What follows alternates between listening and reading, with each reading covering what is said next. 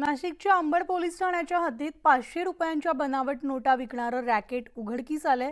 या प्रकरणी पोलिसांनी एकावर गुन्हा दाखल करत त्याला अटकही केली आहे। इतर आरोपींच्या शोधात पोलीस पथकं रवाना झाली आहेत। यावेळेस 500 रुपयांच्या 30 बनावट नोटा जप्त करण्यात आल्या आहेत। सिडकोतील माऊली लॉन्स इथं बनावट नोटा विक्री करणारी टोळी आलेली असून त्यांच्याकडे बनावट नोटा असल्याची माहिती अंबड पोलिसांना मिळाली आणि त्यानुसार या परिसरात सापळा रचून संशयित अशोक पगार याला ताब्यात घेतलं आणि संशयितांनी नाशिकमधील एका लॉजवर 3 ते 4 नोटांवरील क्रमांकावरून बनावट नोटा प्रिंटरद्वारे तयार केल्याचा प्राथमिक अंदाज वर्तवलाय।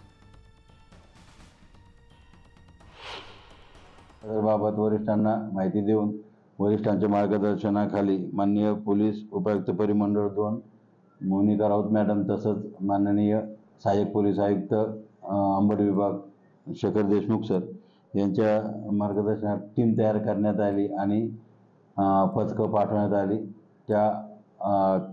त्यावरून त्याचा दुसरा साथीदार हेमंत कोल्हे आणि नंदकुमार मुरकुटे हे दोघं मिळून आले। हेमंत कोल्हेला काल रात्रीच अटक करण्यात आली होती।